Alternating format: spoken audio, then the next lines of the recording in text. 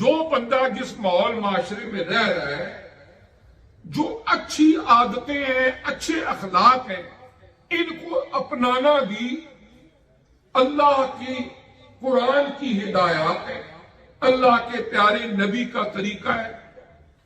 حضور علیہ السلام کو فرمایا گیا کہ اے پیارے نبی صلی اللہ علیہ وسلم، آپ بے شک اخلاق کے اعلیٰ ترین درجے پر ہیں۔ اِنَّكَ لَعَلَىٰ خُلُقٍ عَظِيمٍ کہ اے پیارے نبی صلی اللہ علیہ وسلم، آپ اخلاق کے اعلیٰ ترین معیار پر ہیں۔ اور آپ نے فرمایا بُعِثْتُ لِأُتَمِّمَ مَكَارِمَ الْأَخْلَاقِ، آقا علیہ السلام نے فرمایا مجھے تو دنیا میں بھیجا ہی اس لیے گیا ہے کہ جو اعلیٰ ترین اخلاق ہیں، عادات ہیں، اطوار ہیں، ان کی میں تکمیل کر سکوں، اور انہی اخلاق و اطوار سے بندوں کی پہچان ہوتی ہے۔ اور یہی وہ چیزیں ہیں کہ کسی بھی ملٹی کلچرل سوسائٹی کے اندر رہتے ہوئے دوسرے وہ لوگ جن سے انٹریکشن ہوتا ہے ان کو متاثر کرتی ہیں۔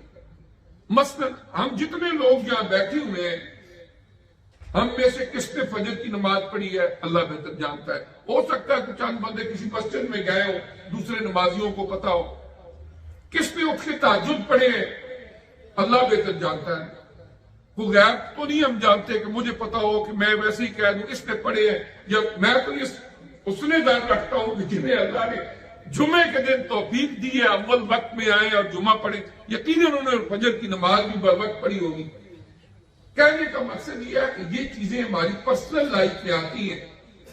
اب جس بندے کو آپ نے 8 بجے 9 بجے جاب پہ جانا ہے، جس بندے سے آپ کا انٹریکشن ہوتا ہے، اب اسے کیا پتا ہے کہ آپ رات کو کتنے نفل پڑھ کے آئے ہیں، کتنی تسبیحات پڑھی ہیں؟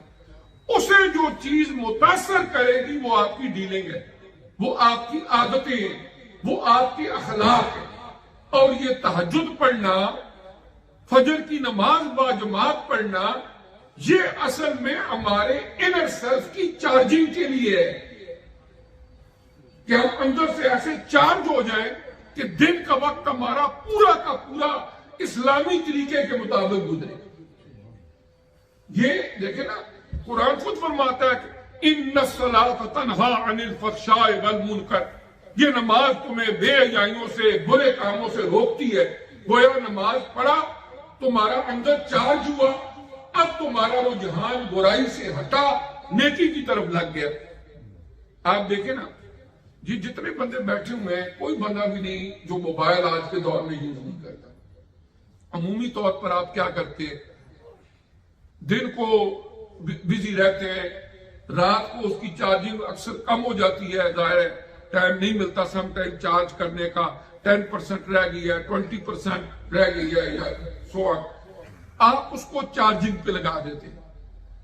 صبح اٹھتے ہیں 100% ہو جاتی ہے، اب پھر اپنے کام پہ چلے جاتے ہیں، سارا دن کسی کو کال کرنی ہے، کال کرتے ہیں یا اس کو استعمال کرتے ہیں، پھر اس کی چارجنگ کم ہو جاتی ہے، رات کو چارجنگ پہ لگا دیتے ہیں۔ ایک بندہ رات کو سوتے وقت اس کی چارجنگ 5% تھی، ایز این ایگزامپل، آپ نے وہ چارجنگ پہ لگا دیا ہے۔ اب سویرے آپ اٹھیں، اس کی چارجنگ 1% ہو گئی تھی، 4% اور کم ہو گئی ہے، وہ چارج نہیں ہوا۔ آپ نے تو اپنی طرف سے چارجنگ پہ لگا دیا ہے، اب آپ کے دماغ میں کیا خیال آئے گا؟ یار میں نے تو لگایا تھا، چارج ہوا نہیں، وجہ کیا ہے؟ پھر آپ کے دماغ میں 3-4 باتیں آئے گی۔ پہلی یہ آئے گی کہ ایسا تو نہیں ہوا کہ وائر سے کنیکٹ نہیں ہوئی تھی، یا میں نے تو وائر کنیکٹ کی، بٹن بھی آن کیا، کہ ایسا تو نہیں پیچھے گریڈ سے بجلی نہیں آ رہی تھی۔ یہاں پر تو نہیں ہوتی، لیکن بعض اوقات کوئی لوڈ شیڈنگ ہو سکتی ہے یا الیکٹریکل پرابلم ہو سکتی ہے۔ آپ سوچیں کہ ایسا ہو نہیں سکتا کہ میں چارجنگ پہ لگاؤں، یا یہ ہو سکتا ہے کہ موبائل کے اندر کوئی خرابی ہو کہ چارج ہی نہ ہو رہا ہو، یا چارجر کے اندر کوئی خرابی ہو کہ چارج کر ہی نہ رہا ہو۔ یہی باتیں آئیں گی نا ذہن میں، کامن سینس سے۔ اب ایک بندہ رات کو اٹھتا ہے، نفل پڑھتا ہے، تہجد پڑھتا ہے، صبح اٹھتا ہے، کام پہ جاتا ہے، لوگوں کے ساتھ بد اخلاقی کرتا ہے، آرام کی طرف بڑھتا ہے، آرام کماتا ہے، اس کے بعد اگر کوئی آرام کا موقع مل جائے تو اس طرف لپک پڑتا ہے۔ اب اسے بھی یہ سوچنا چاہیے کہ جو میں نے فجر کی نماز اٹھ کے جماعت سے پڑھی تھی، جو میں نے رات کو تہجد پڑھے تھے، یہ تو میں نے اپنے آپ کو چارج کرنا تھا، میں چارج ہوا نہیں۔ اگر میں چارج ہو چکا ہوتا تو میں نے آرام سے بچنا تھا، میں نے بد اخلاقی نہیں کرنی تھی، میں نے مس بیہیو نہیں کرنا تھا۔ پھر سوچو کہ کہیں ایسا تو نہیں کہ جہاں پر میں نے چارج کرنا تھا وہ اندر خرابی ہے، یا میرا کنیکشن جدھر ہونا چاہیے تھا اس میں کوئی کمی ہے، یا پیچھے سے جو انوارات اور برکات میرے دل کو ملنی چاہیے تھی، جو افیکٹ کرتی میرے اوپر اور میں پھر میرا ایمان پختہ ہوتا، ادھر سے میں ایسا مسئلہ تو نہیں۔ پھر اس کے بعد خود بیٹھ کے اس پر غور کرو، اگر کنیکشن کی کمی ہے اللہ کا ذکر کر کے، درود پاک پڑھ کے اس کنیکشن کو مضبوط کرو، اور پھر اللہ کے ذکر کی کثرت کے ساتھ اپنے اندر وہ طاقت، وہ قوت ایسی پیدا کرو کہ جب ہم 2 نفل بھی پڑھیں تو ہماری اوپر اتنا اثر ہو کہ پھر وہ ہماری باڈی، ہمارا اللہ نے یہاں پر ایک سسٹم رکھا ہوا ہے چارجنگ کا، جس کو کہا جاتا ہے قلب۔ وہ کسی نے کہا تھا مختصر یہ ہے کہ 2 حرفوں سے بن جاتا ہے دل، انتہا یہ ہے کہ اس میں 2 جہاں کا راز ہے۔ اللہ نے ایک ایسا سسٹم رکھے ہوئے اور اس کا کنیکشن اللہ تبارک و تعالیٰ نے جوڑ دیا ہے اپنی طرف۔ فرمایا میں کہیں نہیں سما سکتا مگر بندہ مومن کے دل میں، اور پھر اس کی چارجنگ آقا علیہ الصلوۃ والسلام کے ساتھ محبت، عشق کے تعلق کے بغیر ممکن نہیں ہوتی۔ تو اس طرح کہنے کا مقصد یہ ہے کہ ہماری پرسنل لائف میں ہم جو بھی نیکی کرتے ہیں بہت اچھی بات ہے، لیکن یہ جو نماز پڑھتے ہیں، تہجد پڑھتے ہیں، رات کو کیا وظیفے کرتے ہیں، یہ بنیادی طور پر اس لیے ہے کہ ہم اتنے چارج ہو جائیں کہ دن کے وقت ہم آرام سے بچے، ہمیں پتہ نہیں کس کس سے پالا پڑے گا، وہاں پر ہم گناہ سے بچے اور ہمارے نامہ اعمال جو ہے وہاں پر نیکیاں لکھی جائیں۔ اس طرح انسان اپنے اخلاق کو، اپنے کردار کو درست رکھے۔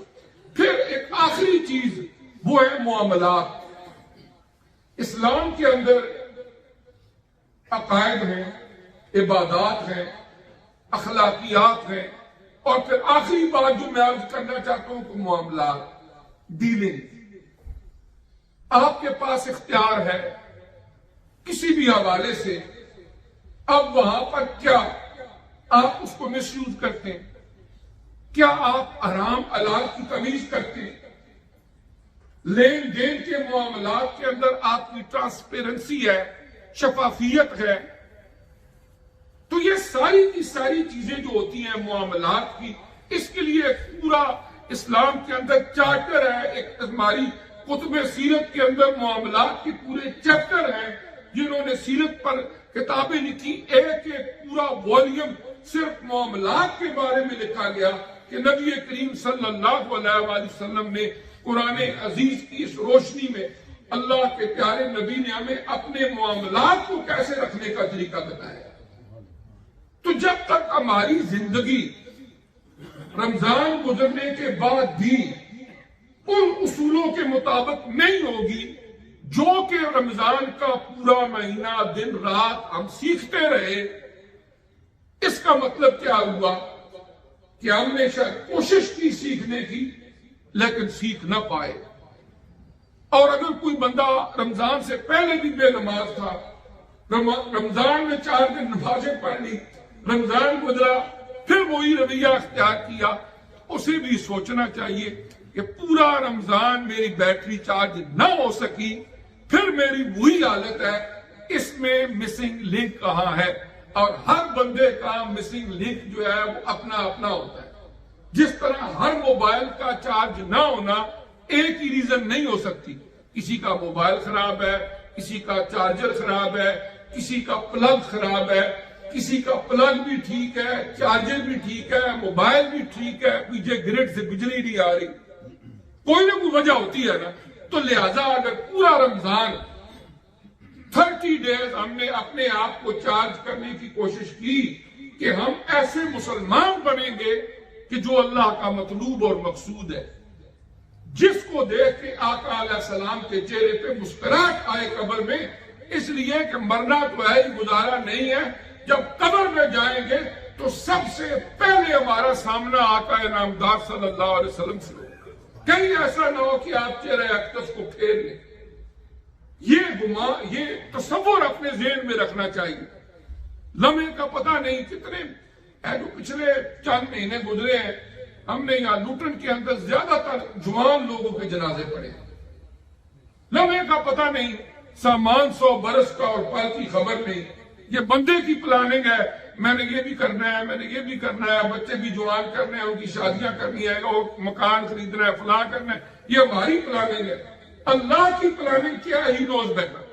اس کو پتا ہے کہ کون بندہ کتنے لمحے تک زندہ ہے. کوئی پتا کوئی نہیں ہوتا لمحے کے اندر کیا کچھ ہو جاتا ہے.